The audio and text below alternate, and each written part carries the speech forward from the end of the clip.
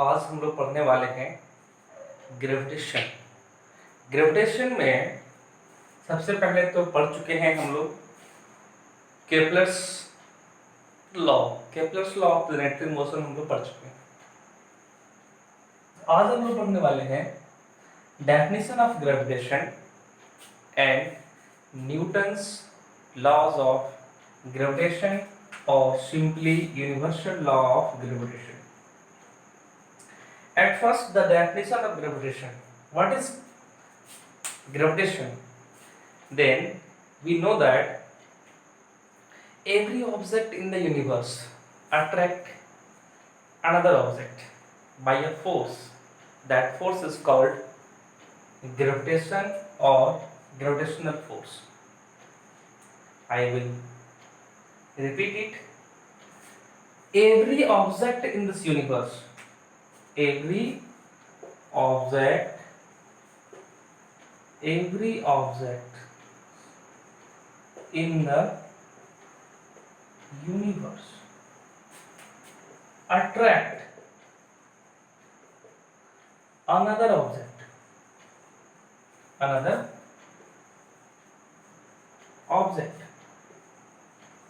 by a force is called gravitation or gravitational force.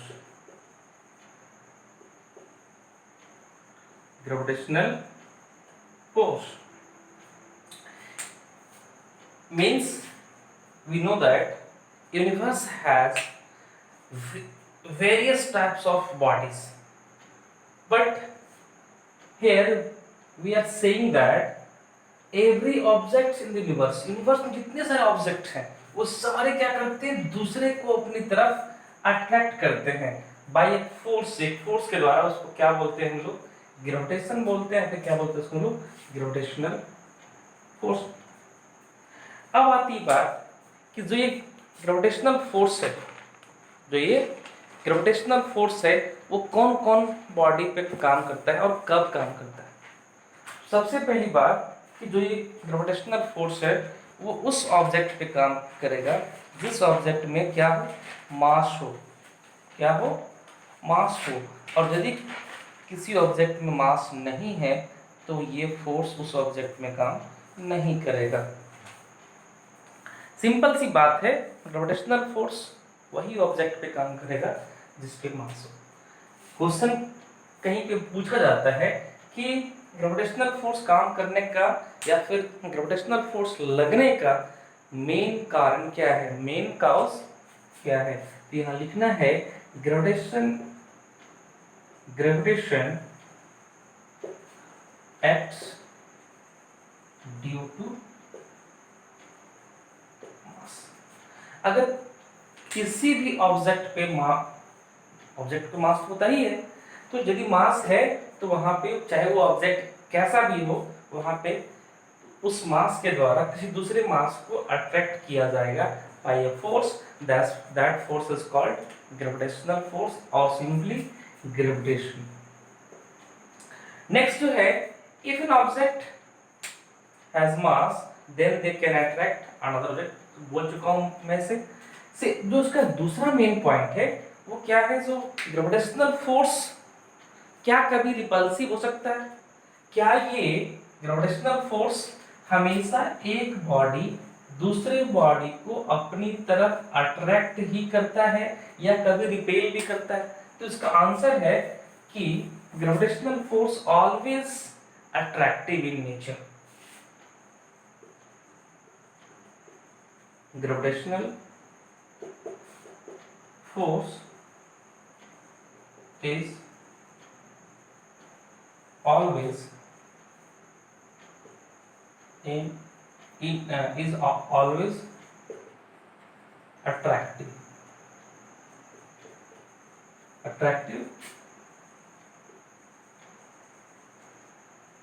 in nature। ये हमेशा कैसा होता है, अट्रैक्टिव होता है नेचर में। ये कभी भी रिपल्सिव नहीं होता है, ये कभी भी रिपेल नहीं करता है। जब ये करेगा क्या करेगा, हमेशा ये अट्रैक्ट करेगा दूसरे ऑब्जेक्ट को। अब ये आपको समझ में आ चुका है। अब बताइए एक एग्जांपल लेते हैं, एक मान लेते हैं ये ऐसे समझो, ये व्हाइट बोर्ड और मैं, क्या इस दोनों के बीच में फोर्स काम करता है? तो आंसर है यस। क्यों? इसका मास है, मेरा भी मास है, मेरा भी कुछ ना कुछ वजन है, इसका भी कुछ ना कुछ क्या है, वजन है।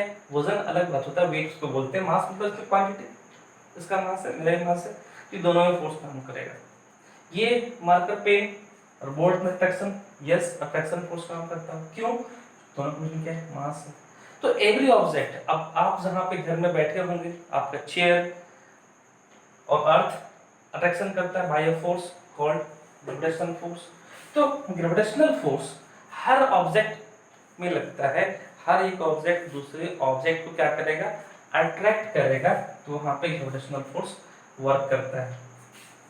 इस ग्रेविटेशनल फोर्स के बारे में सबसे पहले जो बताने वाले साइंटिस्ट हैं उसका नाम तो लोग बहुत अच्छे से जानते हैं, ठीक है ना, और उसका नाम है sir Isaac Newton. Sir Isaac Newton के पहले केपलर्स आए थे, जॉन केपलर भाई साहब। जॉन केपलर ने कहा था, उन्होंने 3 लॉस को दिया था, law of orbit, law of area, law of period. But उन्होंने सब बताया कि प्लैनेट ऐसे घूमेगा, प्लैनेट इक्वल एरिया कवर करेगा, प्लैनेट का स्क्वायर स्क्वायर सब, लेकिन उन्होंने ये नहीं बताया कि प्लैनेट आखिर रिवॉल्व कैसे करेगा। अगर कोई भी प्लैनेट सन के अराउंड रिवॉल्व कर रहा है तो उसका कारण क्या है, what is the cause to revolve the planet around the sun. But Newton's explain about its cause. At first, the cause of planetary motion around the sun is explained by Sir Isaac Newton. तो Newton के द्वारा ही सबसे पहले ये explain किया गया था कि कोई भी प्लैनेट्स क्यों सन के अराउंड घूमते हैं, या फिर जितनी भी चीजें, मून जो है सन ये अर्थ के अराउंड क्यों रिवॉल्व करती है, तो ये सारा चीज का एक्सप्लेनेशन क्यों होता है वो दिया गया था सर आइजैक न्यूटन के द्वारा। सर आइजैक न्यूटन साहब ने एक लॉ को दिया है जिसको हम लोग यूनिवर्सल लॉ ऑफ ग्रेविटेशन भी बोलते हैं, या फिर सिंपली इसको बोलते हैं न्यूटन्स लॉ ऑफ ग्रेविटेशन। तो आगे हम लोग वही पढ़ने वाले हैं, यूनिवर्सल लॉ ऑफ ग्रेविटेशन और न्यूटन्स लॉ ऑफ ग्रेविटेशन। हम लोग बाद में इसको जानेंगे कि न्यूटन्स लॉ ऑफ ग्रेविटेशन को यूनिवर्सल लॉ ऑफ ग्रेविटेशन क्यों बोलते हैं। टॉपिक का नाम है यूनिवर्सल लॉ ऑफ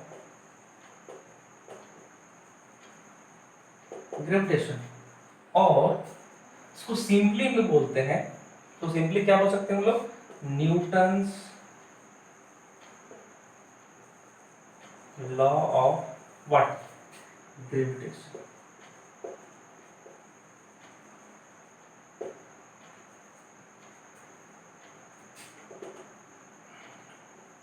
इसका स्टेटमेंट क्या चीज था, what is the statement of Newton's law of gravitation or universal law of gravitation? The answer is Newton said that whenever two objects are placed at suitable separation, suppose that two objects, one object is this and another object is this, if these objects are placed at some distance r, if the distance between their centers is what, r, this is the r distance. Suppose that the name of this body is A and name of the body is B, and masses of these bodies m1 and m2, then the force acts between them. Why? Because these objects have some masses.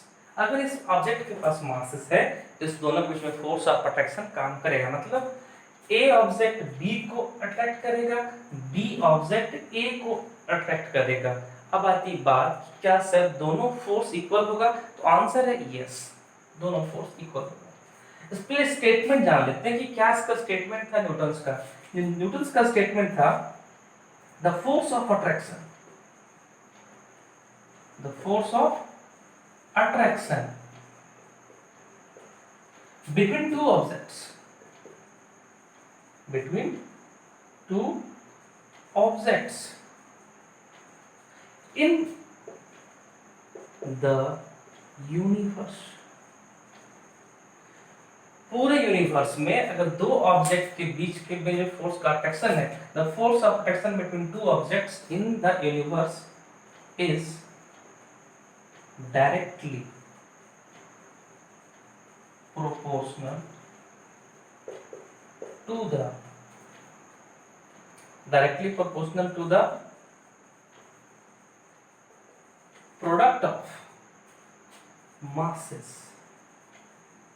product of masses, and inversely proportional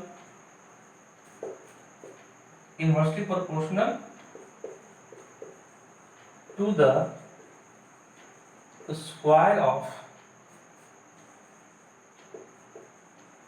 distance between them. This is called universal law of gravitation. The force of attraction between two objects in the universe is directly proportional to the product of masses and inversely proportional to the square of distance between them.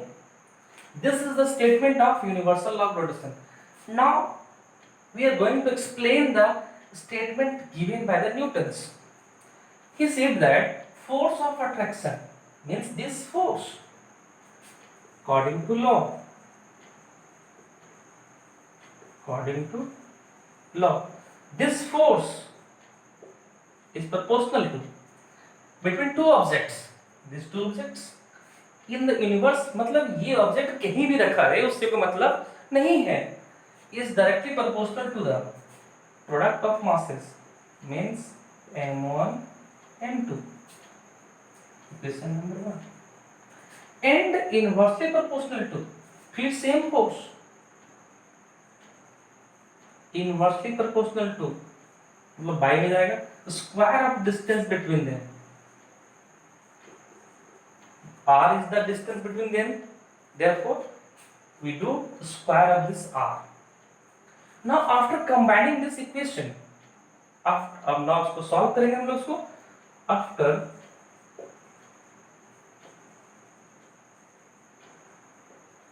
combining this equation 1 and equation 2, combine करिए इसको, f proportional m1 m2 by r square.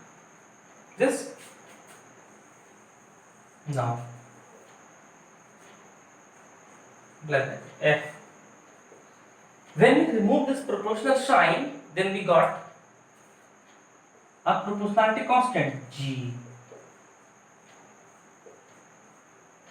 This where capital G is a proportionality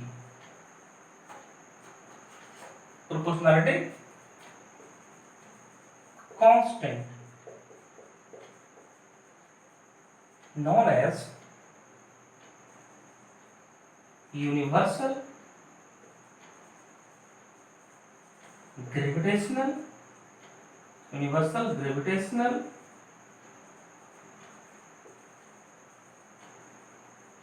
constant, known as universal gravitational constant, and the value of capital Z is equal to 6.67 10 to the power minus 11 Newton meter square per kg square. This is the value of this. Again, the force of attraction between two objects, ये force था, ये proportional होगा इस दोनों masses के product का, ठीक है, और इसके डिस्टेंस के इनवर्सली होगा, दोनों को मिक्स करेंगे, मिलाएंगे तो ये मिलेगा हमको, ये प्रोपोर्शनल साइन को रिमूव करने के बाद कैपिटल जी हमको मिलता है, जी को बोलते हैं प्रोपोर्शनलिटी कांस्टेंट है, हम लोग उसको बोल सकते हैं यूनिवर्सल ग्रेविटेशनल कांस्टेंट, उसका नाम है। यहाँ पे हम लोग बोलेंगे कि इसको क्यों बोलते हैं यूनिवर्सल ग्रेविटेशनल कांस्टेंट, क्यों? कि जो g का वैल्यू है वो कहीं और किसी पे डिपेंड नहीं करता है, ये हमेशा हर जगह पे, चाहे वो जमीन पे हो, आसमान पे रहे, वो कहीं पे रहे, किसी भी जगह पे रहे, इसका वैल्यू हमेशा 6.67 10 to the power minus what 11 newton metre square ही हमेशा इसका वैल्यू होता है। ओके, तो हम लोग जो इसका वैल्यू को पढ़ चुके हैं कि इसका वैल्यू कितना होता है, हमेशा उतना होता है। तो ये वैल्यू जो है हम लोग उस पर एक बार याद कर लेंगे, क्योंकि ये वैल्यू हमेशा आप लोग के काम आएगा। इतना समझ में आ रहा है, लिख चुके होंगे। आगे बढ़ते तो देखिए इसका आगे कैसे रहेंगे। आगे आगे आगे देखिए, f को हम लोग क्या लिख सकते हैं, जहां g का वैल्यू था 6.67 10 to the power -11 m1 m2 by what r square. This can be written in this form. Now question arises that what is the, how can you define the value of g, and is the forces if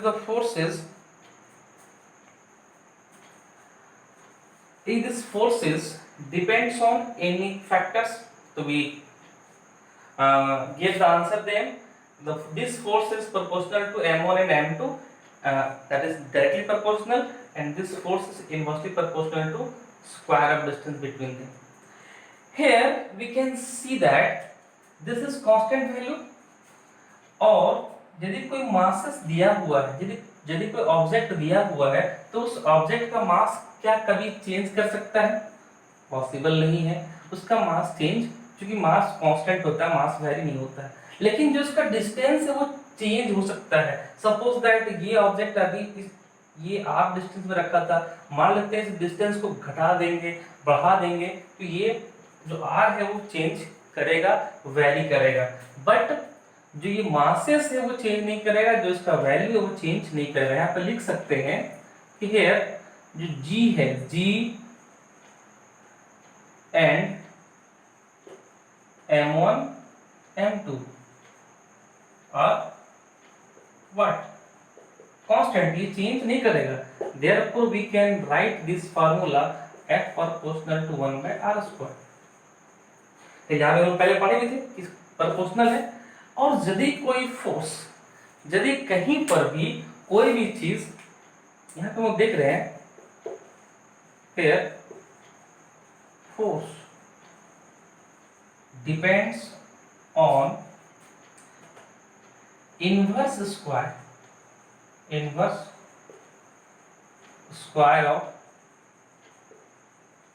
distance, hence this law is also called inverse square law. Inverse square law, इसको हम लोग क्या बोलते हैं? Inverse square law भी बोलते हैं। क्यों? क्योंकि जो फोर्स है वो किसके प्रोपोर्शनल है? स्क्वायर का, लेकिन कैसा में? इनवर्स में। तो इसको हम लोग इनवर्स स्क्वायर लॉ भी बोलते हैं। अब मेरा क्वेश्चन उठता है कि इसको हम यूनिवर्सल लॉ ऑफ ग्रेविटेशन क्यों बोलते हैं? Why we call them universal law of gravitation? तो इसका आंसर है, क्योंकि जो ये फॉर्मूला है, since F is equal to G m1 m2 by r square holds good, ये फॉर्मूला हर जगह पे वैलिड है, चाहे वो कहीं भी रखा जाए। तो ये फॉर्मूला कहीं भी किसी भी तरह के फैक्टर पे डिपेंड या फिर अफेक्ट नहीं होता है, जिस कारण इसको बोलते हैं लोग यूनिवर्सल लॉ ऑफ ग्रेविटेशन। ठीक है, अगर आप मान लेते हैं suppose that this formula is for the earth, this is the earth center of earth, this is the radius of earth, an object is placed, this is on the surface of earth. then how can you write the formula of this here? यहाँ पे देखो इसके लिए क्या बन जाएगा force का formula, जी तो बदलेगा नहीं, यहाँ mass capital M small m by r square. This formula is used for the finding the gravitational force. Okay, तो ये समझ में आ रहा है ग्रेविटेशनल फोर्स के बारे में टोटल चीजें। तो ये कुछ पॉइंट था ग्रेविटेशनल फोर्स के बारे में। हम लोग नेक्स्ट वीडियो में पढ़ने वाले हैं हाउ कैन यू फाइंड या फिर how can you define the G, gravitational constant को कैसे हम लोग डिफाइन करेंगे। Next we will see the next video about gravitational constant. Thanks you.